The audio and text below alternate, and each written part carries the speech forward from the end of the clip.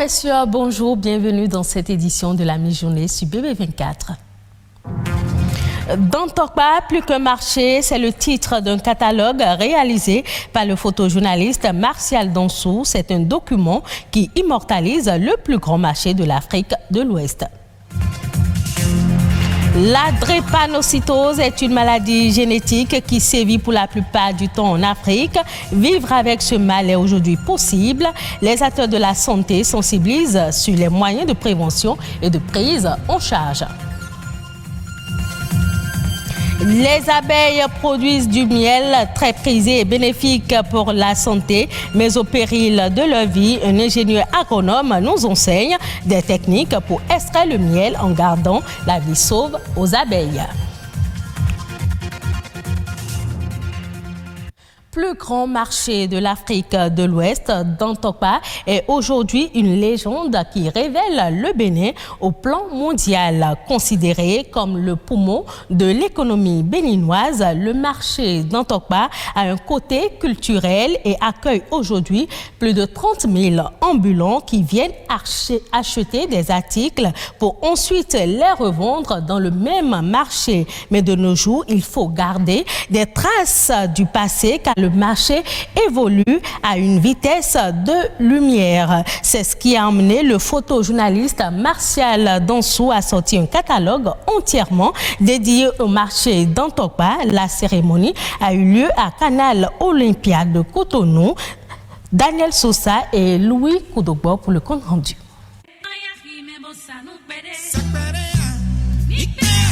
Lancé en 2015, c'est en 2021 que ce projet a été concrétisé. Dantokpa plus que marché. C'est un catalogue de 212 pages du photojournaliste Martial Dansou. Un ouvrage qui promeut la valorisation de la culture africaine en général et celle béninoise en particulier à travers le marché Dantokpa. Si Dantokpa était un personnage, Dantokpa allait être comme peut-être les rois Bianzin, les Glélé, en son époque. Parce que Dantokpa a beaucoup d'histoires à raconter. Et surtout en Afrique de l'Ouest, on ne prend pas d'importance pour les archives. J'ai été dans beaucoup de structures ici depuis les 5 ans que je suis revenu au Bénin, après 20 ans à l'extérieur. J'ai vu que nos archives ne sont pas dans les normes. La manière de protéger les archives, la manière de collecter les données, la manière de les garder. Je pense que demain, nos enfants vont nous demander Dantokpa, ça ressemble à quoi? Là, on va vers les archives, on retrouve le livre Dantokpa plus qu'un marché ou la vidéo Dantokpa plus qu'un marché. Alors, j'ai décidé de faire ce travail-là avec mon équipe pour pouvoir archiver Dantokpa et pour aussi vous et nos enfants. Un travail d'archivage qui vient immortaliser le marché Dantokpa pour la postérité. Cette œuvre de l'esprit constitue aujourd'hui un outil de promotion touristique, un produit marchand pour le Bénin sur la scène internationale. Je pense que c'est un bel outil au niveau technique déjà, parce que la qualité des images, le montage et la présentation finale, on peut porter ça partout. C'est aussi un outil de promotion de la destination Bénin. C'est un prototype de ce que les industries culturelles et créatives peuvent produire. En termes d'objets inspirés par l'art et la culture. Donc tout cela, ça génère une économie derrière laquelle l'artiste peut capitaliser son investissement. Nous n'avons pas toujours la culture du patrimoine. Et lorsqu'on veut construire quelque chose, lorsqu'on veut arranger un endroit, l'habitude c'est de tout raser. Je crois que c'est une erreur que nous commettons. Il faut faire des captures d'images. Il faut que les générations à venir puissent avoir en mémoire les images de cet endroit qu'on a détruit. Et ailleurs, ça se valorise. Ailleurs, c'est une filière, pour parler ainsi. C'est un ouvrage de qualité. Un document qui vient mettre en lumière les atours de ce grand marché de l'Afrique de l'Ouest. Il ajoute ainsi une valeur historique et patrimoniale au Bénin. Parlons à présent de la drépanocytose. C'est une maladie chronique négligée dont l'importance au regard de la santé dans le monde ne cesse de croître. La drépanocytose est une affection invalidante qui dure toute la vie. Peut-on vivre aujourd'hui avec la drépanocytose? Quelles sont les actions nécessaires pour améliorer la vie de ceux qui vivent avec cette maladie invalidante? Réponse dans ce reportage de Rodrigue Babaguito. C'est à l'âge de 19 ans que cette jeune patiente apprend qu'elle est drépanocytaire. 2 ans après, elle doit faire face à une complication chronique de la maladie. Ses os se détériorent. C'est pas facile. Quand les crises viennent, on a mal partout. On prend nos comprimés. On a juste envie que les douleurs cessent. Impuissante face à cet état de son enfant, une mère dont la voix trahit le lourd regret que les yeux arrivent facilement à ne pas exprimer.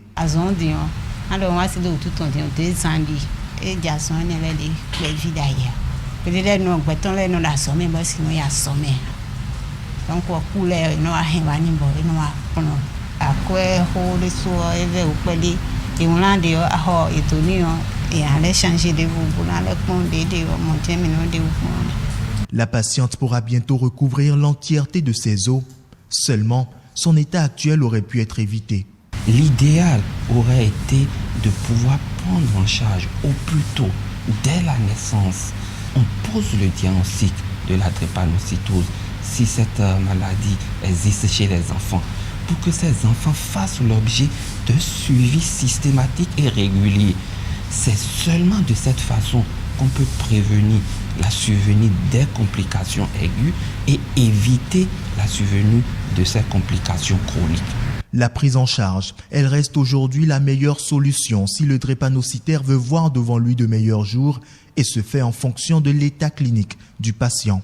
Nous avons la prise en charge primaire qui concerne le style de vie que doit adopter le patient drépanocytaire, qui inclut les consultations trimestrielles, les contrôles trimestriels. Le patient est censé boire 3 litres d'eau plate par jour. Quand la crise est sévère, il nécessitera d'une hospitalisation, des antalgiques, une antibiothérapie qui est probabiliste selon le tableau clinique du patient. Dès lors que le malade accède aux soins, je pense qu'il pourra vivre comme tout le monde. Guérir de la drépanocytose est bien possible aujourd'hui grâce à la médecine. Il y a des possibilités d'aller faire ce qu'on appelle de l'allogreffe. Ça veut dire qu'on va remplacer la moelle osseuse du patient, de la personne qui est drépanocytaire, par une moelle osseuse d'une personne qui n'est pas drépanocytaire. Et ça se fait déjà. Ça se fait même au Nigeria à côté. Ça se fait au Maroc. Ce qui vient et qui est en cours et qui va révolutionner beaucoup cette maladie, c'est la transgénétique. Des opérations encore très coûteuses et très contraignantes. Pour les médecins, le seul rempart est de ne pas s'unir quand les deux conjoints ont une électrophorèse de type AS ou AC. Seules les abeilles savent faire du miel. Le miel peut être produit par plusieurs types d'abeilles, des plus agressives aux plus calmes. Des fois, elles sont agressives et c'est souvent pour se défendre. Cette réaction est souvent justifiée car elles se retrouvent en danger lorsque les producteurs doivent extraire le miel. Leurs niches sont détruites et les abeilles sont même tuées. Cependant, existe-t-il des moyens pour extraire du miel sans arracher la vie aux abeilles? Olivier Baudécon, ingénieur agronome, revient ici sur l'importance de l'existence des abeilles et leur rôle dans la conservation de la biodiversité. Dans le monde, nous avons jusqu'à plus de 20 000 espèces, mais au Bénin, on peut retenir l'espèce mellifère qui est Apis mellifera indica. Nous pouvons avoir vers le nord des abeilles de couleur jaune qui sont un peu plus petites et agressives. Mais elles sont celles-là qui produisent plus de miel. Et quand nous descendons vers le sud, passant par le centre déjà, nous avons celle-là qui est noire, un peu plus grosse, mais l'autre étant moins agressive, elle produit moins de miel. Sans les abeilles, il faut dire qu'on aura des difficultés à obtenir par exemple de bons fruits. Cela suppose que déjà dans nos vergers, il est bien d'installer quelques ruches afin de profiter de ce rôle de pollinisateur que jouent les abeilles. Autrement, le miel ou les autres produits de ruche sont utilisés dans l'alimentation et dans beaucoup d'autres industries cosmétiques pour la commercialisation. Quand nous prenons le Nord, les gens sont fiers de prendre le miel du Nord, mais c'est du miel chassé. Cela voudra dire quoi? On détruit, on tue les abeilles et on va récolter leur miel, ce qui est écologiquement est mauvais. Donc, ce qu'il faut retenir est qu'au Bénin, nous avons le miel, mais pour avoir le miel de bonne qualité, il faut aller vers les apiculteurs professionnels. Suivons à présent la nation en bref, une compilation des faits ayant marqué le Bénin ces dernières 48 heures. C'est une réalisation de Amandine Anyamboso.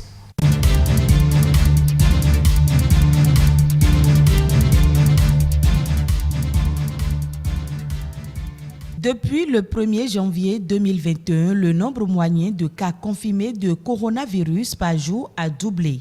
Le ministère de la Santé tire la sonnette d'alarme.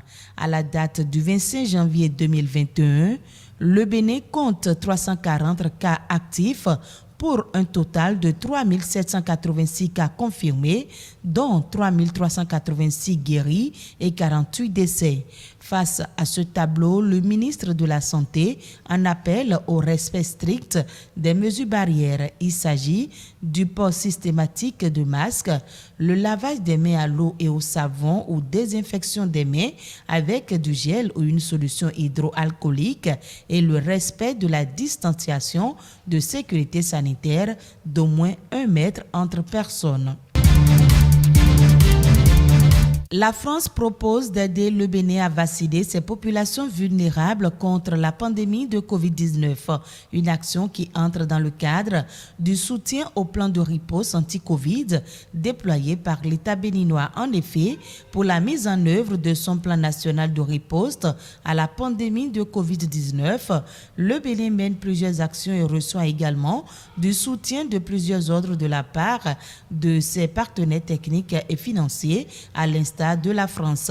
Outre les récents dons de matériel, la France propose au Bénin d'intégrer le projet COVAS qui offre la possibilité aux populations les plus défavorisées d'avoir accès au vaccin contre la maladie à coronavirus. En clair, si le projet est approuvé par les autorités béninoises, la France va aider le pays à vacciner sa population, notamment les plus vulnérables, contre la pandémie de Covid-19. Le président de la BOAD a été reçu par le ministre des Infrastructures et des Transports dans le cadre des projets de construction d'infrastructures routières et de transport. Les échanges ont permis de passer en revue les différents projets en cours.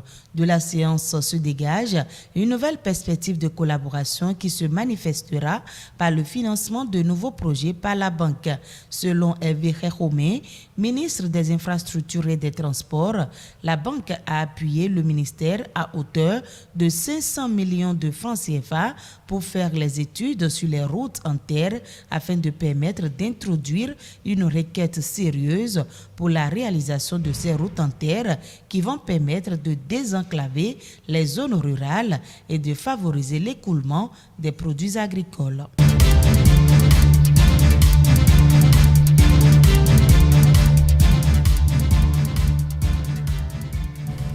Ainsi se referme cette édition. Merci de l'avoir suivi.